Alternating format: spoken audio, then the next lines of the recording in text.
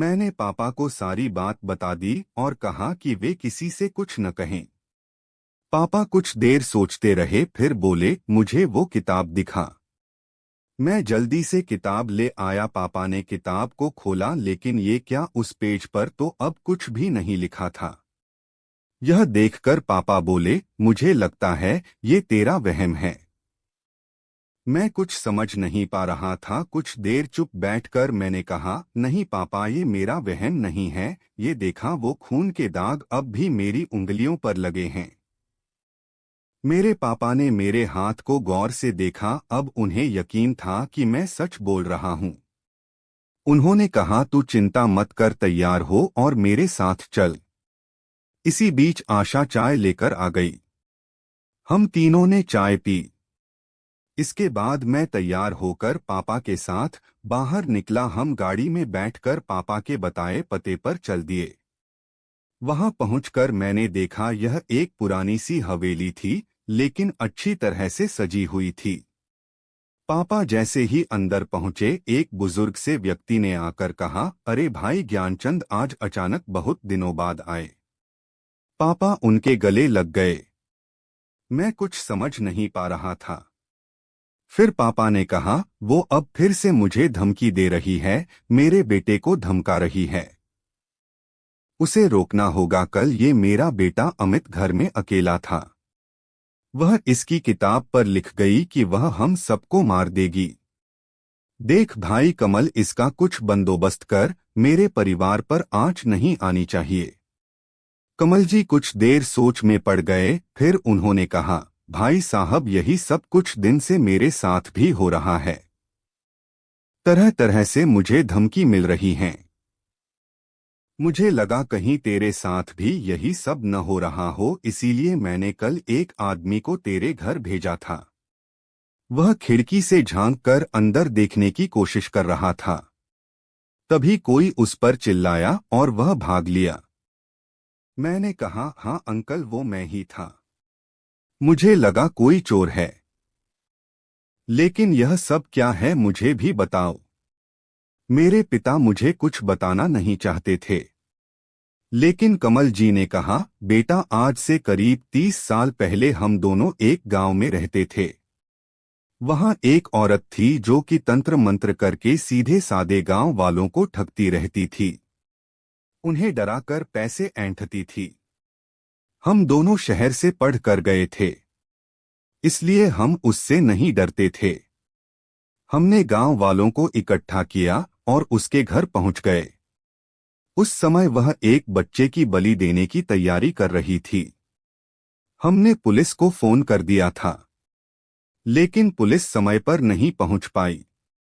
इधर गांव वाले उससे पहले ही गुस्सा थे। जब उन्होंने एक बच्चे को देखा तो वहां लेटा था। उसके मुंह पर सिंदूर लगा हुआ था। पास ही में एक तलवार रखी थी। यह देखकर गांव वालों ने उस पर हमला कर दिया। हम गांव वालों को रोकते रहे कि इसे सजा कानून देगा, लेकिन हमें सबने पकड़ लिया और फिर उसी तलवार से उसे मौत के घाट उतार दिया। मरते मरते उसने हम दोनों की ओर देख कहा, जैसे मैं आज तड़प कर मर रही हूं, ऐसे ही तुम दोनों का परिवार मरेगा। उसके बाद हम दोनों शहर चले आए। अपने अपने काम में व्यस्त हो गए। शादी हो गई, बच्चे हो गए। हम इस सब को भूल गए। लेकिन समय समय पर गांव से खबरें आती रहती थीं कि जिन दो लोगों ने उसे तलवार से मारा था, उनकी लाश कुछ दिन बाद पेड़ से लटकी मिली। हम दोनों डर गए थे, लेकिन किसी को कुछ नहीं बताया। आज 30 साल बाद लगता है उसकी आत्मा को हमारे बारे में पता लग गया है।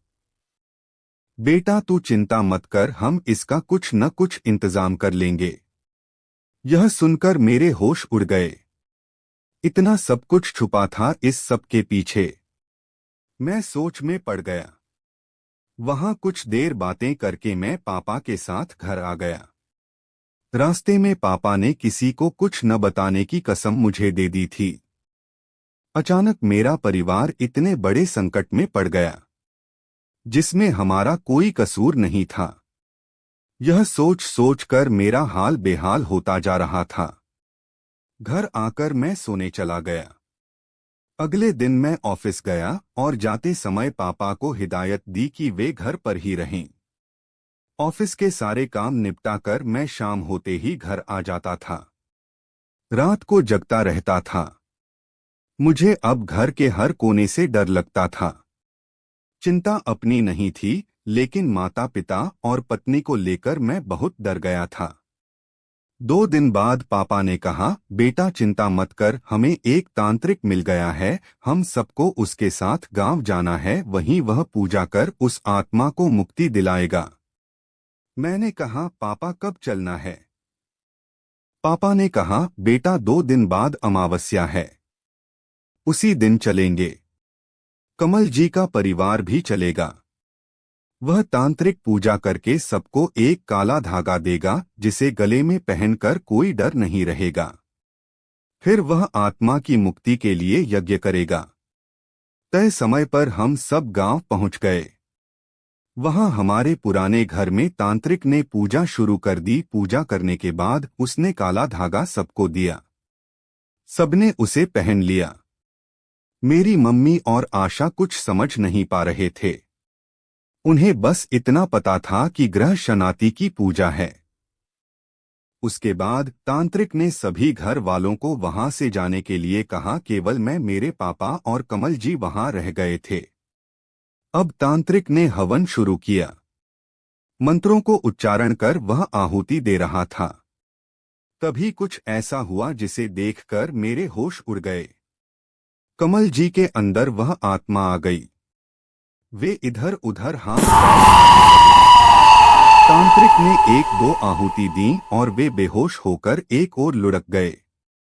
कुछ देर और हवन करने के बाद तांत्रिक बोला, जाओ सब चिंता छोड़ दो, उसे मुक्ति मिल गई, अब वो कुछ नहीं करेगी।